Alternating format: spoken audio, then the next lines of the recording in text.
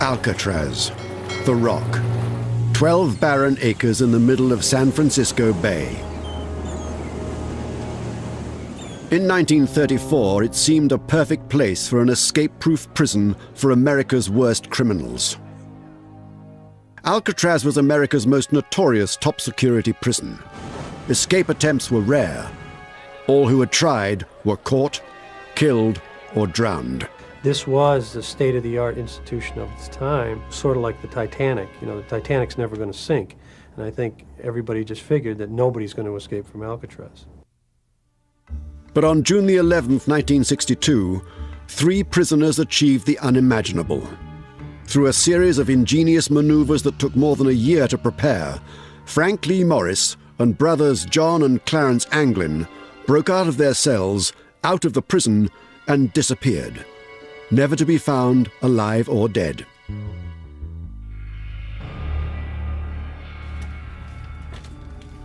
It's still a mystery whether they survived or drowned.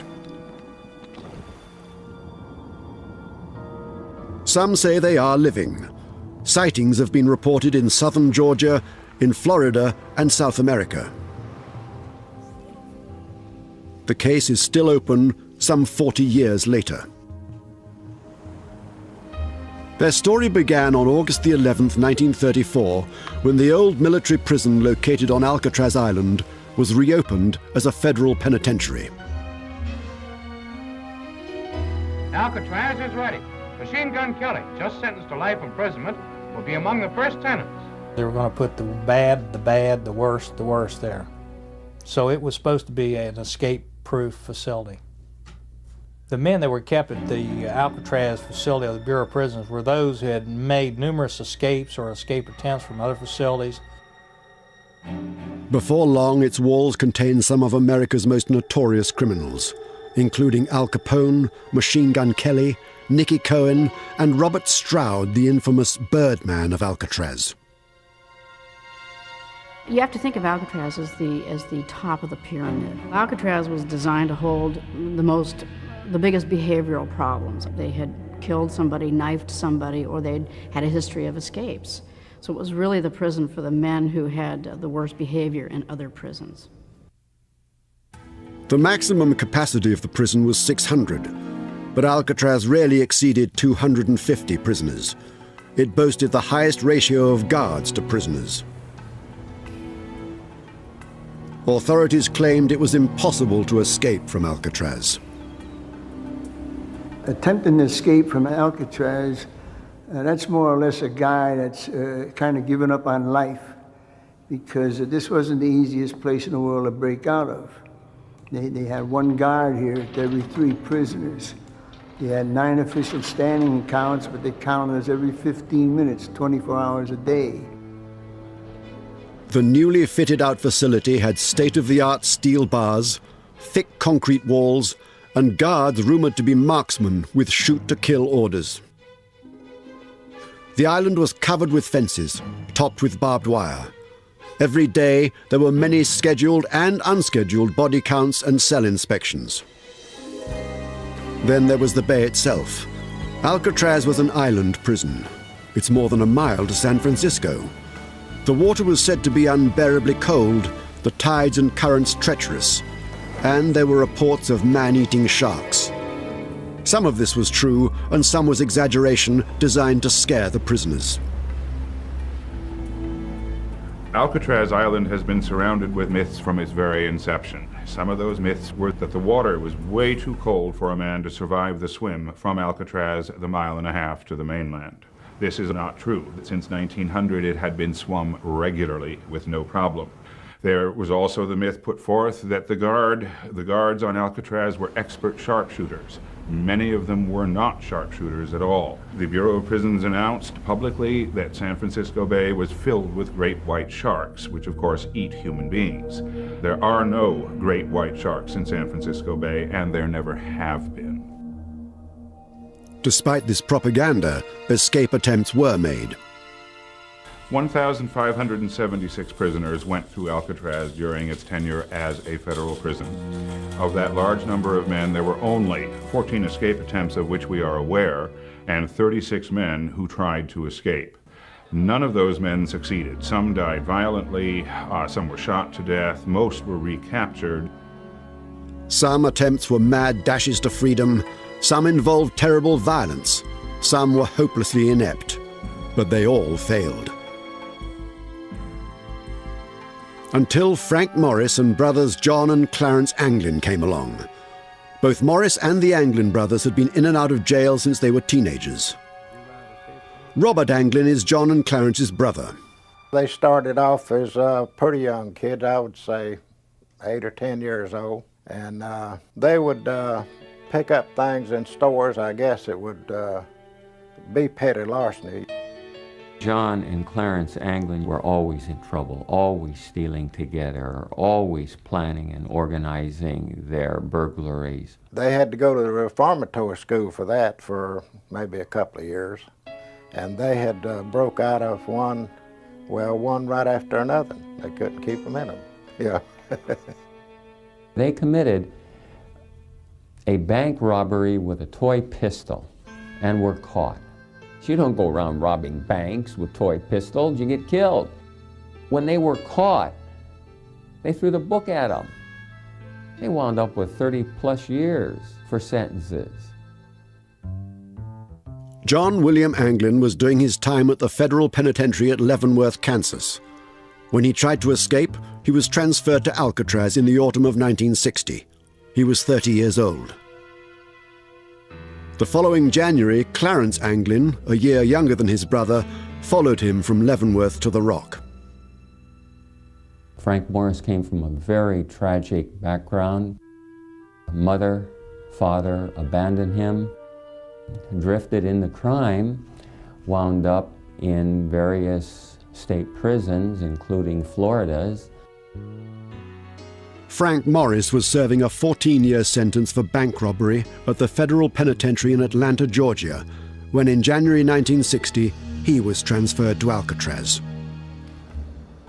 In the spring of 1961, these men first hatched their plan to break out.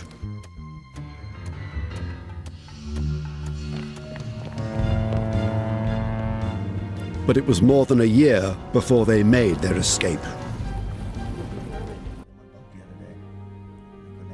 The plan to break out of Alcatraz was actually made by 4 men: Frank Morris, John and Clarence Anglin, and another prisoner named Alan Clayton West.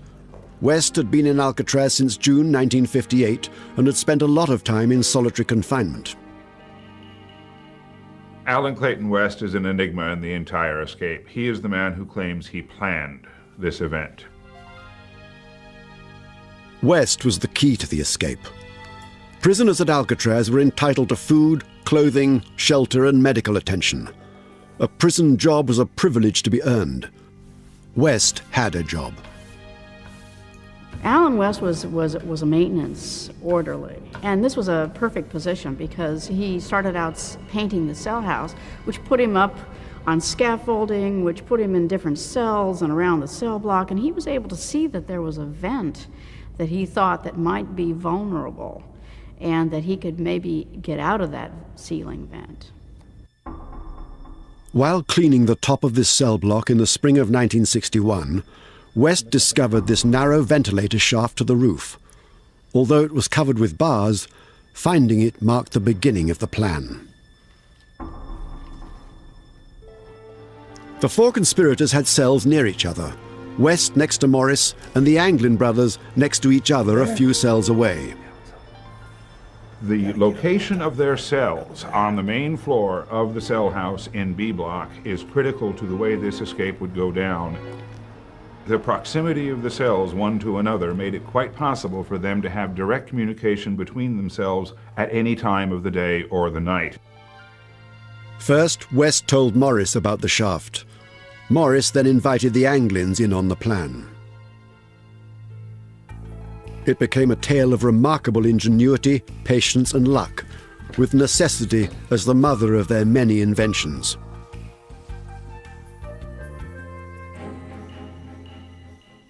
Behind those cells was a rarely used utility corridor filled with a maze of pipes.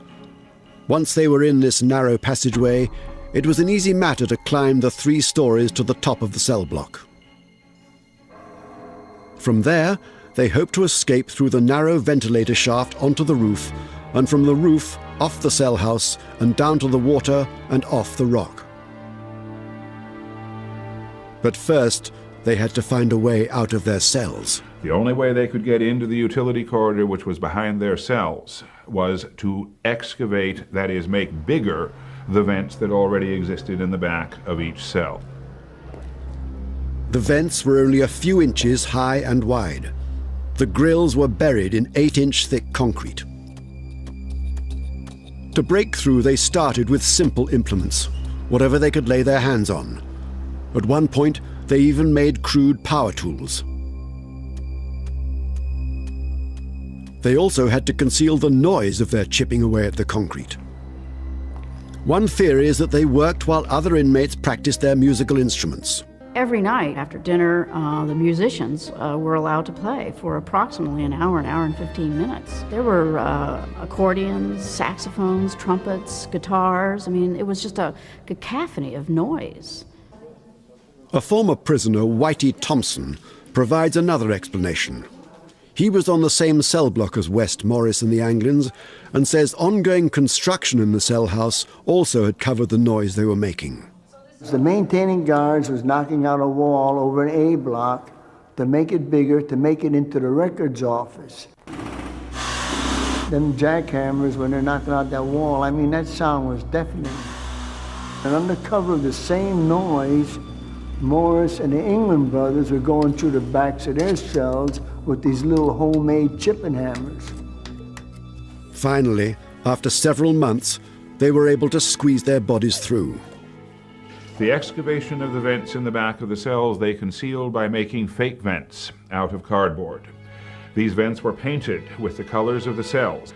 So once the men would leave their cells at night, they could conceal their exit with this fake vent.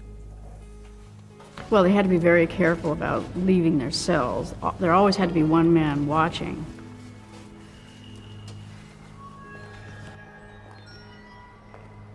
They simply had 2 men and 2 men, Morris and West and the Anglin brothers, and one of them would watch while the other one would dig. Their secret plan was widely known among the other prisoners, dozens of whom helped.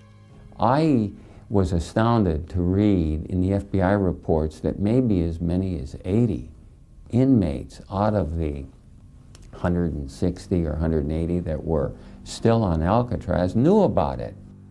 Myself, when I was a prisoner here, anyone that attempted to escape or wanted to escape, I'd help them all I can. That's the way a good inmate does. He helps another inmate any way he can. You know? Whether you want to go or not, if you can help him, you'll help him. But even if the 4 prisoners could break out of the cell house, they had a much bigger problem: how to get off the island. Swimming had ended earlier escape attempts. They would need some type of boat.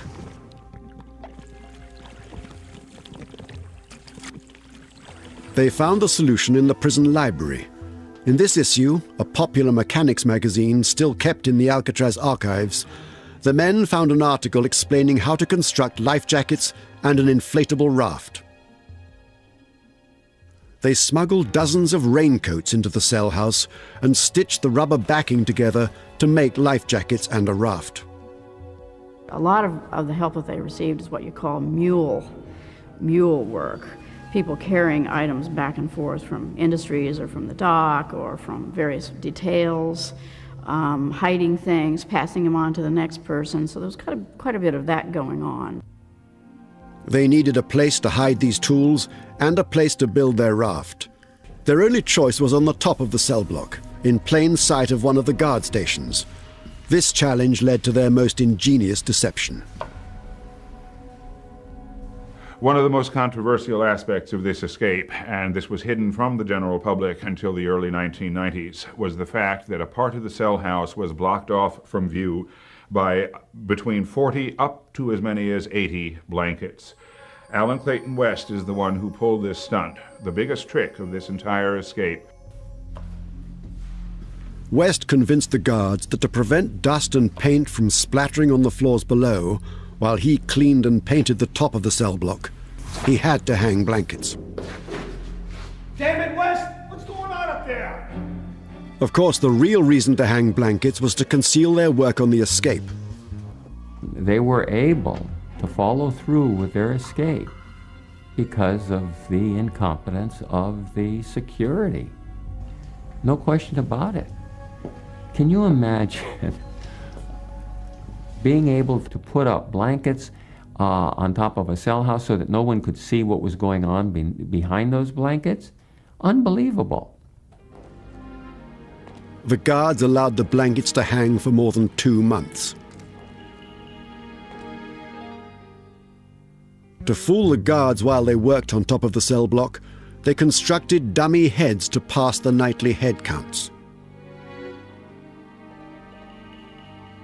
These are the actual heads they made, carefully preserved in the prison archives and rarely seen. People wonder, where did they get this material to make a mask? Everything was already in that cell. You take soap, mix it into a paste. You take toilet paper and mix it into mache, mix the concrete dust from the concrete, the dust you accumulate from under your bed, the soap and the toilet paper, combine it all together and you can make a terrific mask. Whitey Thompson provided an essential ingredient.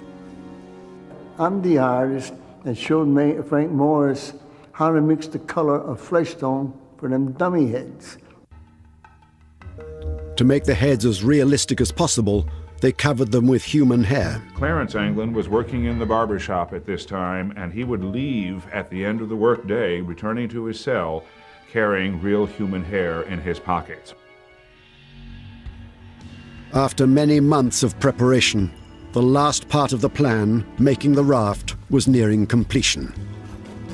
The 4 prisoners were counting the days to their breakout from Alcatraz, the inescapable prison. In early June 1962, gradually, piece by piece, the last tools and parts of the raft were smuggled into the cell block. The time to make their move was near. If you're looking at great escapes, the Alcatraz escape was one of the best. I mean, very ingenious. They used every little tool that they could find. It really was quite a study just to see how they were able to get out of the rock, and just escaping from Alcatraz itself was quite a feat. Completing the raft that would protect them from the icy waters of San Francisco Bay was one of the last hurdles remaining between the prisoners and freedom. The raft measured 14 feet by 6 feet, and it was a very big raft, in other words. It was made out of between 40 and 80 raincoats that were waterproof, and it was successfully sewn down in the shops. And then it was taken to the top of B Block, where it was patiently, very painstakingly assembled over a series of weeks. Luckily, the prison kept no inventory of their raincoats and didn't notice their disappearance. On Monday, June the 11th, 1962, Arthur Dollison, the associate warden, was on duty. His daughter, now an Alcatraz historian, remembers the day. I was a 15-year-old kid. We had moved back to the island because my father became the associate warden. And beginning about the 1st of June, Warden Blackwell went on a vacation. And my father became the acting warden, and he was still acting warden when Morris and the Anglins left. And the night of the escape, we were all watching television down in our apartment on the island. After lights out at 9:30 p.m., the 4 prisoners began their escape. They're in their cells. They've got to get everything organized. They've got to get through those openings. They've got to get up to the top of the cell house. Then they've got to literally punch that ventilator out. Each man set his dummy head in place and propped up his blankets to resemble a sleeping body. One last time they squeezed out of the back of their cells. One last time they set their fake grills in the holes behind them. I knew they were going that night. Well, the word was out they should be going that night, and we were listening for it. I can hear them working their way out into the tunnel that's in between the cell blocks.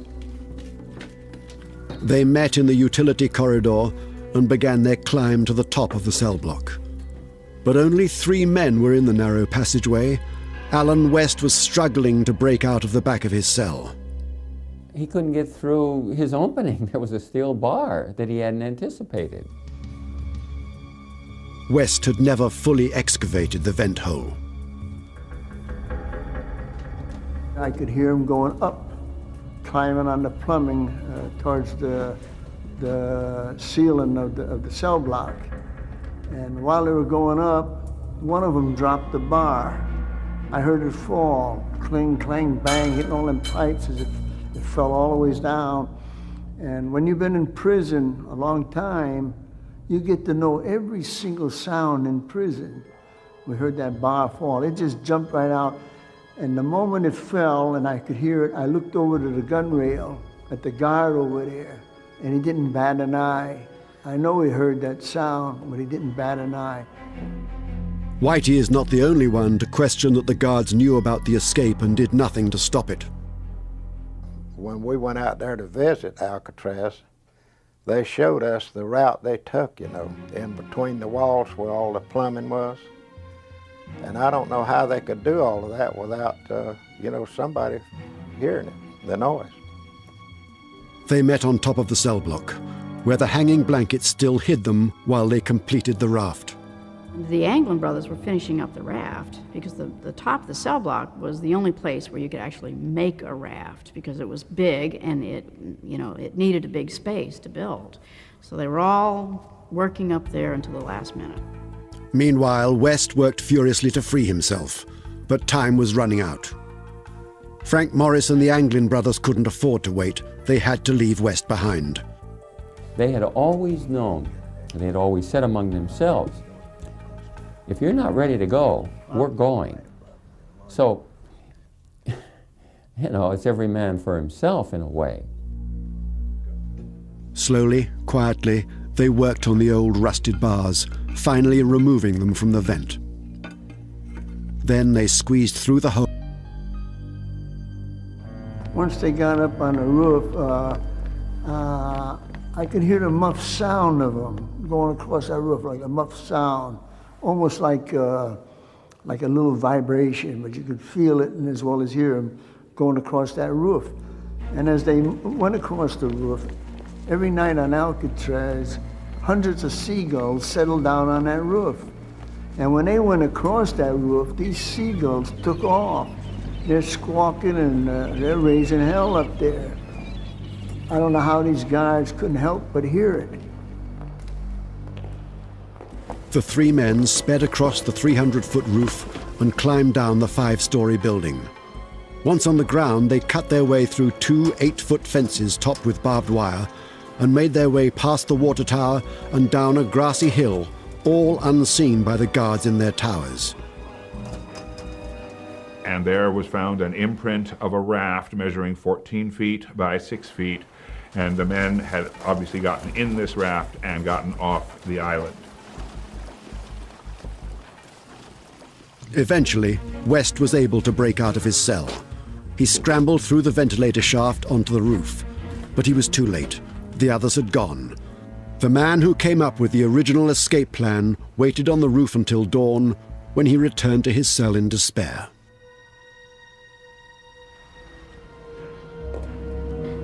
Around 7 o'clock in the morning, the wake-up bell rang, and all the inmates got up. They had about 10 minutes to wash up and go to the bathroom and have a cigarette, and then there's a whistle. The lieutenant blows a whistle, and all the inmates stand at the bars, and that's called the first stand-up count of the day. Well, obviously, the dummies didn't stand up. Morris! When neither Anglin brother nor Frank Morris stood up in their cells, the guards had to investigate. He stuck his hand in there to push one of their heads to wake him up. Get up! And the head rolled over on the floor. The guard jumped out quite a ways when that head rolled on the floor. Arthur Dollison, acting warden, got the call. His daughter speaks of that morning. There was a phone call that came to my house, and my dad told me later that he reached to the phone with dread because he just had a bad feeling. And when he picked up the phone, they said, "We've got 3 dummies in the cell house." And they meant that literally. He rushed out of the house, and then the next thing that happened is that there was a siren. The alarm could be heard everywhere on Alcatraz Island. Once the acting warden arrived, the investigation began immediately. Because of the hole in the back of West's cell, the questioning began with him. Alan West had to acknowledge that he was part of it because there was this huge opening in the back of his cell. And so, of course, he was brought in, and he appeared to cooperate. I mean, there was nothing else he could do. He provided some details, and he did not provide certain details. He told them what was safe to tell them, and that would not jeopardize the chances of the others. Dozens of Alcatraz guards searched the island from top to bottom, from the cell house and prison roof to the power station and workshops. They combed the grounds under the water tower and all along the shoreline. They circled the island to look for bodies and to check the numerous waterline caves where men could hide. While the guards hunted, the other prisoners were held in their cells waiting to be interrogated. They talked to all those guys. You couldn't get no one to talk on Alcatraz. None of these guys would ever talk. At the same time, the dragnet was rapidly expanding. The search was supposedly one of the largest manhunts since the Lindbergh baby kidnapping. And it was an air, land, and sea search. The Coast Guard put out 3 cutters and aircraft, all the local police, the FBI, of course, were called. When the federal agents arrived, they were amazed at what they found. The first questions that arose is, what the dickens are those blankets doing up there on top of B Block? But what the FBI found behind the blankets was even more shocking. It literally looks like a hardware store up there. Every sort of a tool that you could imagine had either been constructed or literally stolen from the shops or elsewhere on the prison. All the detritus necessary for a very carefully planned and complicated escape. These tools are the actual ones the prisoners used. They're held in the prison archives and are rarely seen. In addition to all this equipment, the search turned up some clues to help piece together the true story. Well, we know that the men actually built 2 rafts. One of them was found, apparently left behind for Alan Clayton West. It was a smaller raft. It was not so well built. There was a life preserver left on top of the cell block. There was a paddle left on top of the roof. The life preserver that was found on top of the cell block was West's. They did not need a 4th life preserver. So they left that behind for West in case he got out. The investigators doubted the 3 men could make it ashore on a flimsy raft made of old raincoats. However, as no bodies were found, the FBI operated on the assumption that the prisoners did in fact make it to land. Word of the escape was quickly picked up by the press. It was a very big story, and hundreds of leads poured in. I remember the national press that was involved in this, the big FBI manhunt. Their pictures were all over every single paper, probably around the world. 2 days after the escape, the search uncovered something in San Francisco Bay. The first thing that was found was a paddle. And it was floating between Angel Island and Alcatraz. And it was matched to a paddle that had been left behind on top of the block, so they could prove that it was a homemade Alcatraz paddle. The next day, the crew of an Army debris boat discovered an important clue in the waters just off Angel Island, more than a mile from Alcatraz. The second thing that was found about 2 days later was a packet of photographs. Now, it was actually in about 3 feet of water. It was made of the same raincoat material as the life preserver on top of the block. And when they opened it up, they found about 88 photographs, many of which were identified on the back as being an Anglin family member. Included in the packet were 9 slips of paper with names and addresses of friends and family. The FBI believed the fugitives would never have left this behind. They decided that the raft must have sunk and the fugitives drowned. But not everyone agreed. Back then, when they found their photographs, the family photographs in the water, I figured then that they had drowned. But, of course, again, you never know. They could do that to throw them off their trail. Members of the Anglin family believe the 3 escaping men made it across the bay alive. We had sent them pictures of different members of the family. They had them in a little plastic bag. And they let go of that stuff probably to throw the law off. The law finally said, you know, well, they wouldn't depart from something like that. Well, that didn't mean nothing to them. They wanted to get away. I think they made it. Over the next few weeks, more confusing clues were found. 1, then 2, then 3 of the life jackets the men were wearing on the night of their escape floated and appeared in San Francisco Bay. One of them just off the shore of Alcatraz Island, one of them out beyond the Golden Gate Bridge, and another one closer to Angel Island. But their big raft was never found, nor were their bodies. The FBI then turned their attention to the fugitives' families, especially the large southern family of John and Clarence Anglin. It has been my experience and the experience of everybody that works this kind of work that these people that escape always maintain some type of contact with their family. The Bureau began surveillance of the Anglin family members, most of whom lived in Ruskin, Florida, a fishing community on Tampa Bay near the Gulf of Mexico. They were pretty often coming out to our house to talk to different members of the family. Had we seen them, had we heard from them, and hundreds of more questions. The mail had been watched, you know, also for a number of years probably by the FBI, thinking that they might make some kind of contact with us, you know. For 15 years, the FBI searched for Frank Morris and John and Clarence Anglin, chasing leads in America and abroad. They continued to watch family members. Nothing of significance ever turned up. 15 years after the Anglin brothers and Frank Morris escaped from Alcatraz, the FBI still had not found them or their bodies. In 1977, the U.S. Marshals took over the search. One of our significant core missions in the Marshal Service is our fugitive apprehension program. And that basically is we look for individuals that are wanted by the federal court. Those that have escaped, that's our bread and butter. That's what we've been doing for years now.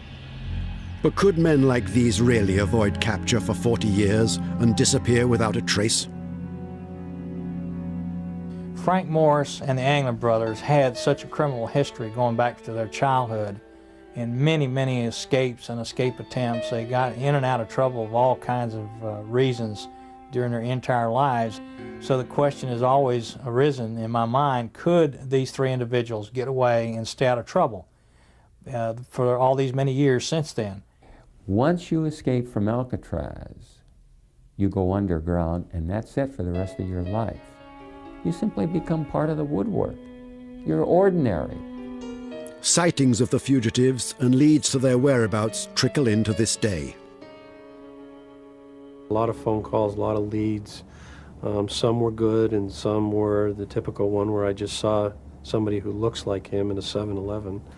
Or I saw somebody passing me by in a vehicle. But there were a couple, 2 or 3 real good ones that we ended up following up. This mystery has hung around for 38 years. And people being as they are, they cheer for the underdog, and I'm sure a lot of people think, are wishing and hoping that they did make it out. And we're just wishing and hoping that we will find the answer to that question. Many believe the raft deflated and the convicts had to swim for their lives. They were old, Navy issue raincoats. I have to think that the raft started to break up almost immediately, and they started to sink, and they were forced to put on their life jackets, and they were fighting cold, cold water with all of their clothes on. The government's position is that the escaping prisoners probably drowned in the bay, but others argue they have no hard evidence of this. The Bureau of Prisons, to this day, will tell you that they drowned. But there's no proof that they drowned. Police officers will admit that anytime there's a drowning, those corpses usually wind up on the shores. For 3 to not wash up anywhere tells me they definitely made it. My belief is that somebody was waiting out in the water in a boat, and I believe that they made their escape that way.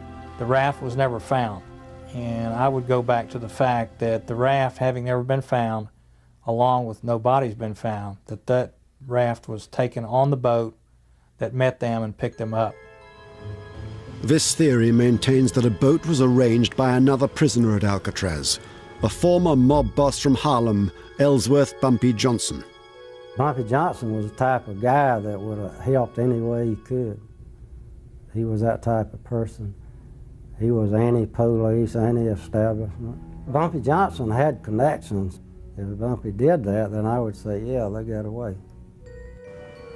It was illegal for a non-authorized boat to get within several hundred yards of Alcatraz. However, official police records confirm that there was a boat between Alcatraz and Angel Island on the night of the escape. There is some official evidence to suggest that a boat was out there. Robert Cecchi was a San Francisco policeman on duty that night, and he would report later to his supervisor that he did see at 1 o'clock in the morning a boat standing silent off the shore of Alcatraz. After a period of time, its motors were re-engaged, the lights came back on, and the boat went right out sailing through the Golden Gate and disappeared. The authorities believe that if the fugitives survived, it's likely they fled the country, first to Mexico and then possibly to South America. These men had studied Spanish while they were in prison during the course of the 9 months they planned this escape. The men did plan from the very beginning to escape down to South America, where they figured they would be fairly secure from discovery. A search of Alan West's cell turned up a map of Mexico torn out of a road atlas. The question has been asked many times about just where did these 3 individuals go after they escaped. Brazil would be one of those countries that you could go to and there's no extradition. A lot of criminals who have gone to Brazil to escape American authorities in the past. The marshals had good reason to suspect that this is exactly what Morris and the Anglins did. Another individual out in Texas came up with information that her grandfather had pointed out to her one of the individuals who had escaped successfully from Alcatraz and was looking for paperwork to get out into a foreign country. One of the most promising leads involved a former friend of the Anglin brothers who reported seeing them in Brazil in 1975. Art Roderick was directly involved in the investigation and interviewed the informant himself. This one seemed to be pretty good based on the fact that he had known them previously and wasn't just identifying them off, the pictures that we had. So those are always the best leads, friends or family members. There was a lead that was chased down in Brazil. We were told again by a tipster that they had in fact seen these individuals at a bar in Brazil. We pursued that to the point where a deputy did in fact go to Brazil and find this bar and did some interviews down there without any results. In 1989, a promising lead started one of the most peculiar escapades in the continuing manhunt. The informant was a woman the authorities called Kathy. There were anonymous tips called in, and one of those was forwarded to our office here in Tallahassee. It was with a description of where a house and a trailer located outside of Marianna, Florida, was located. That there were 2 people living there that was believed to be Anglin and possibly Frank Morris. Marianna is in northern Florida, near the Georgia and Alabama state lines. For several weeks, U.S. Marshal Mac McClendon drove around back roads hunting for the fugitives. That lead led us through half the county, and we did not find the place we were looking for. The individual who provided these anonymous tips had knowledge that most people would not know unless they were familiar with the case, familiar with the Anglin brothers. In spite of all the tip-offs and searching, they have never found the fugitives. Some cite a great deal of circumstantial evidence suggesting the fugitives survived. Over the years, the Anglin family has received numerous unexplained letters and postcards, especially at birthdays and holidays. And every Mother's Day until her death, John and Clarence's mother received flowers from an anonymous source. There have been other incidences, mysterious telephone calls that have persisted from 1962 all the way to this very day. And then there's the story of the funerals of the Anglin parents. These may just be rumors, but they're widely told and believed. In 1973, their mother died. We know that at the funeral for Rachel Anglin, the mother of the two Anglin brothers, we know the FBI was there attending this service, and we know that two tall women, unusual looking and very tall, showed up. They were in long dresses, heavy makeup, said not a word to anyone, and disappeared long before any of the FBI agents who were there at this same service could question them. If Frank Morris and the Anglin brothers were still alive today, what would they look like?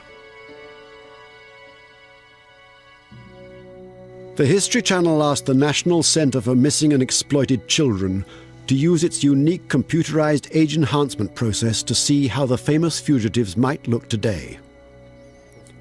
Art Roderick, the U.S. Marshal's Chief of Investigative Operations, has hunted these men for many years and helped the engineer. The computer technician copies aged facial features and pastes them into the new profile to suggest how the men would appear now. So what you have is like a file in there with a bunch of noses, and you pick the one that's closest to the original mugshot of Frank Morris. Right. And then pull it up and then, okay. Morris was 35 years old at the time of the escape and would now be in his early 70s. It's startling to watch John Anglin age from his early 30s to his late 60s. Clarence Anglin's image goes through a similar transformation. This is what he might look like if he was still alive today. Hopefully, this will assist you guys in your efforts to try to locate these three escapees. Looks fantastic. It'll definitely generate some phone calls. After some 4 decades, there's still no consensus regarding the fate of these famous fugitives.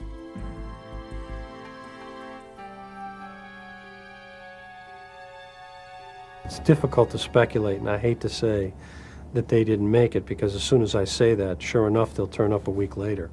But more than likely, I don't think they made it out of the water, so to the other side. For those people who insist they drown, I respond by saying they haven't done their homework. They don't know what these boys were really like. They were not going to drown. Personally, I think their bones are still out in that bay. I'd love to sit here and tell you that they made it. I knew these guys. I'd love to tell you that, but if I did, I'd be lying to you. Only months after their 1962 escape, Attorney General Robert Kennedy announced the closure of the prison on Alcatraz Island. The remaining inmates were transferred to other institutions.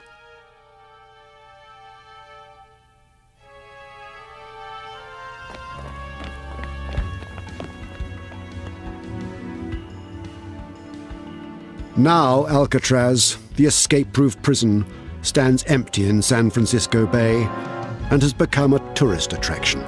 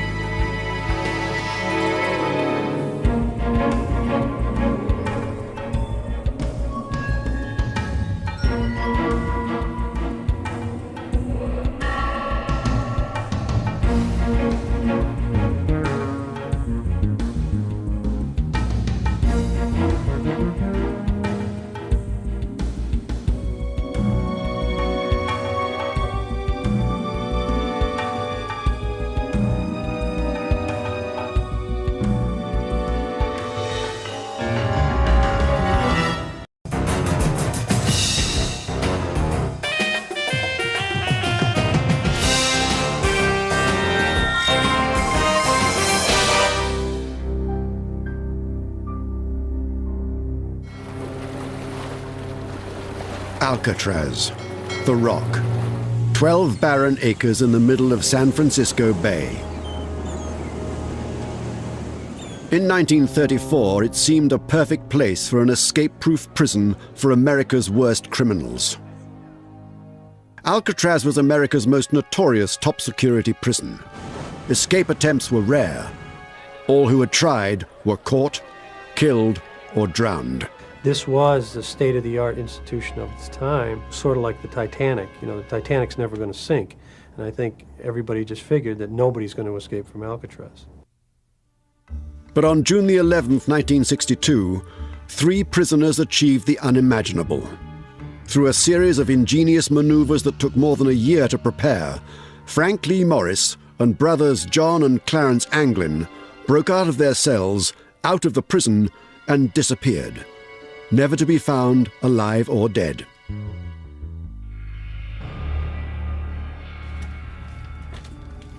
It's still a mystery whether they survived or drowned. Some say they are living. Sightings have been reported in southern Georgia, in Florida, and South America. Beings. There are no great white sharks in San Francisco Bay, and there never have been. Despite this propaganda, escape attempts were made. 1,576 prisoners went through Alcatraz during its tenure as a federal prison. Of that large number of men, there were only 14 escape attempts of which we are aware, and 36 men who tried to escape. None of those men succeeded. Some died violently, some were shot to death, most were recaptured. Some attempts were mad dashes to freedom, some involved terrible violence, some were hopelessly inept, but they all failed. Until Frank Morris and brothers John and Clarence Anglin came along. Both Morris and the Anglin brothers had been in and out of jail since they were teenagers. Robert Anglin is John and Clarence's brother. They started off as pretty young kids, I would say 8 or 10 years old, and they would pick up things in stores. I guess it would be petty larceny. John and Clarence Anglin were always in trouble, always stealing together, always planning and organizing their burglaries. They had to go to the reformatory school for that for maybe a couple of years. And they had broke out of one right after another. They couldn't keep them in them. Yeah. They committed a bank robbery with a toy pistol. The case is still open some 40 years later. Their story began on August the 11th, 1934, when the old military prison located on Alcatraz Island was reopened as a federal penitentiary. Alcatraz is ready. Machine Gun Kelly, just sentenced to life imprisonment, will be among the first tenants. They were going to put the bad, the worst there. So it was supposed to be an escape-proof facility. The men that were kept at the Alcatraz facility of the Bureau of Prisons were those who had made numerous escapes or escape attempts from other facilities. Before long, its walls contained some of America's most notorious criminals, including Al Capone, Machine Gun Kelly, Nicky Cohen, and Robert Stroud, the infamous Birdman of Alcatraz. You have to think of Alcatraz as the top of the pyramid. Alcatraz was designed to hold the biggest behavioral problems. They had killed somebody, knifed somebody, or they'd had a history of escapes. So it was really the prison for the men who had the worst behavior in other prisons.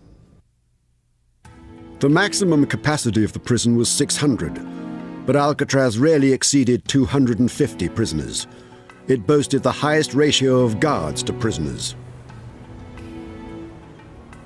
Authorities claimed it was impossible to escape from Alcatraz. Attempting to escape from Alcatraz, that's more or less a guy that's kind of given up on life, because this wasn't the easiest place in the world to break out of. They had one guard here to every 3 prisoners. They had 9 official standing counts, but they counted us every 15 minutes, 24 hours a day. The newly fitted-out facility had state-of-the-art steel bars, thick concrete walls, and guards rumoured to be marksmen with shoot-to-kill orders. The island was covered with fences, topped with barbed wire. Every day there were many scheduled and unscheduled body counts and cell inspections. Then there was the bay itself. Alcatraz was an island prison.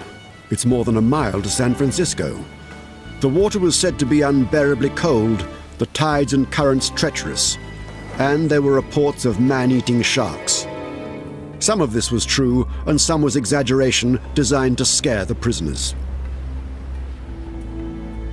Alcatraz Island has been surrounded with myths from its very inception. Some of those myths were that the water was way too cold for a man to survive the swim from Alcatraz the 1.5 miles to the mainland.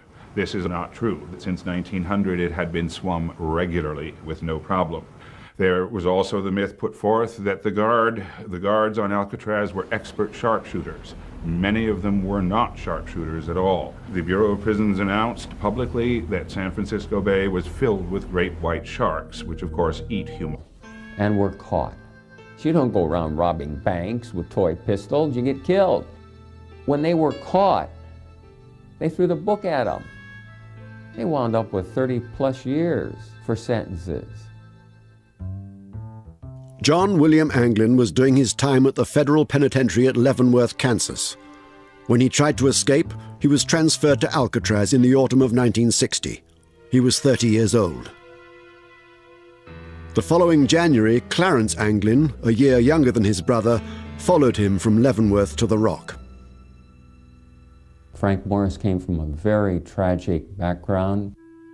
Mother, father abandoned him, drifted into crime, wound up in various state prisons, including Florida's. Frank Morris was serving a 14-year sentence for bank robbery at the federal penitentiary in Atlanta, Georgia, when in January 1960 he was transferred to Alcatraz. In the spring of 1961, these men first hatched their plan to break out.